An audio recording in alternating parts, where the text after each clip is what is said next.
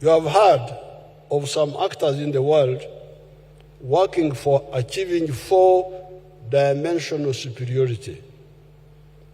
Superiority in the land forces, superiority in the air forces, superiority at sea, and superiority in space.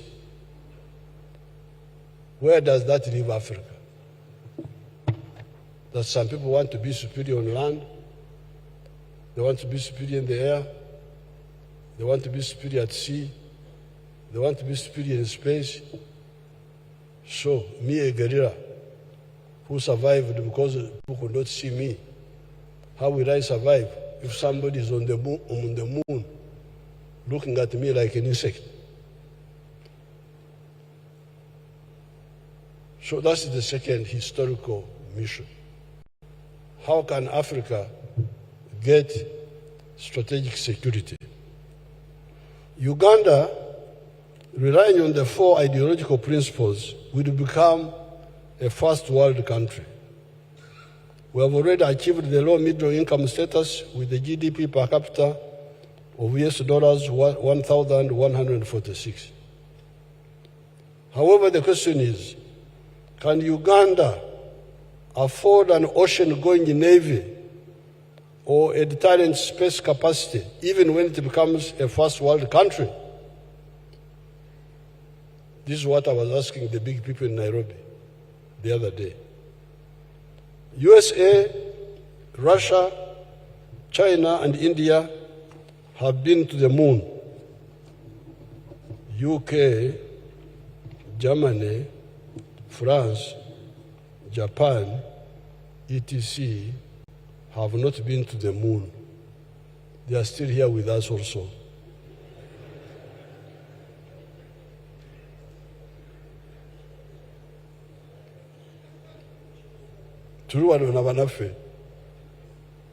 UK,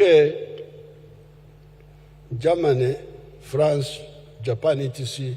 have not been to the moon. They are being first world countries, notwithstanding. Economically, they are very advanced, but they can't manage to go to the moon. What does this mean? It means that there is meaning to size. Size matters. However well trained you are, you cannot have lightweight boxing with heavyweight. That's why they say, Rwanda nakatono kano. Guno gunene guleke.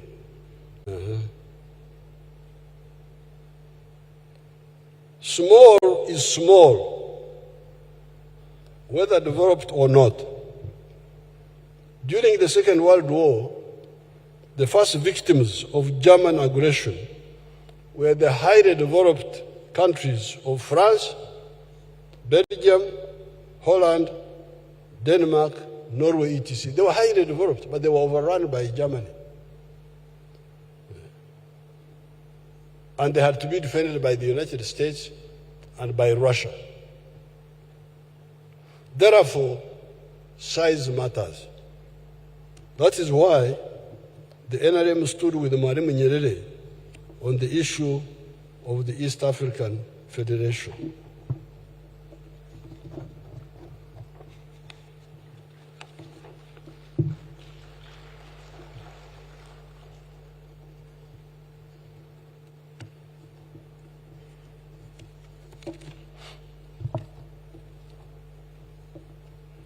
We need the East African Federation for our strategic security.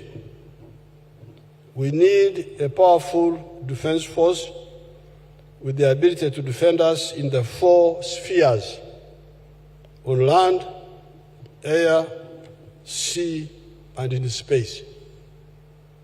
Hence, the two elements Pan-Africanism, common market to deal with our prosperity, and political federation to deal with our strategic security, the ability to defend us against all and sundry. That leads us to our third historical mission, the brotherhood of the African peoples. You have heard it broadcast repeatedly by the reactionaries and traitors that Africa is populated by very many tribes, etc., etc. In fact, the 1.5 billion people who will be 2.5 billion in the next 26 years are only divided in 4 linguistic groups. All the Africans are just in 4 linguistic groups.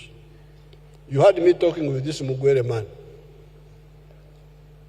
He's speaking Lunyankore badly, and he says that is Rugwere.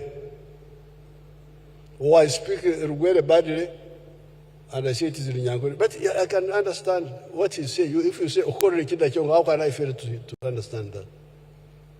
If I am a Munyankore. When I went to, you know where Bugwere is? Bugwere is near Mbari, very far. So, me as a Nyankore speaker, I can sit here, and groups from Mwanza in Tanzania, where Magufuli was coming from, when they speak in their local dialect, Chiziza, Chikerewe, all those, all the way up to this Bakorachida. They speak, I will follow what they are saying, without translation. When I first went to their area, there was a group of women. They came dancing. Mukali muntu, mukali muntu, mukali muntu. Meaning, Mukazi, for them they call him Mukali. Mukali. Mukali muntu. Meaning that the woman is also a human being, as if it was in question. Mukali muntu, mukali muntu, mukali muntu. They were being led by a woman called Mwana Moiza. I liked her so much. I appointed her another DC for a long time until now she's very old. I retired her. I went to Kenya. The former vice president of Kenya, Museveni Awori. When I was there, the women came dancing. Igula Mulango Museveni Yizire. Igula Mulango Museveni Yizire. How can I fail to understand that? Igula Mulango opened the door. Museveni has already come. So, these are the ones they are calling tribes.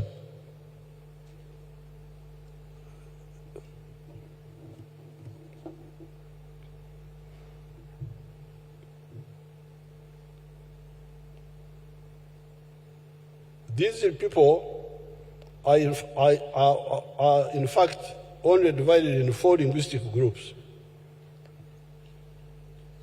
The Niger Congo, which means the Bantus and the Kwa. The Kwa are the groups in southern Nigeria. The Nilo-Saharan, the Nilotic, our Nilotics, our Cushitic like the Somalis, the Nilo-Hamitic like the Iteso and Akaramajong. These are all what we call the Nilo-Saharan. And you will find that those dialects are either similar or linked. The Afro-Asiatic, Arabic, Tigrinya, Amhara, and the Khoisan of Southern Africa, the Bushmen. So there are only 4 groups in Africa. Moreover, we have Swahili, which is a non-tribal language that has distilled a new language from the Bantu dialects, from Arabic, from Portuguese, etc. It is therefore possible to unite these African peoples for the sake of their prosperity and strategic security, but also enhance cohesion. With those principles and the historical missions, the student movement was able to challenge the bankrupt ideology of the politics of identity, of tribes, religion, and gender chauvinism. So I want to tell you where the Arondas came from, how they came in. Don't just sit here. Rwanda was doing this, was doing that. He was part of a very, very big force.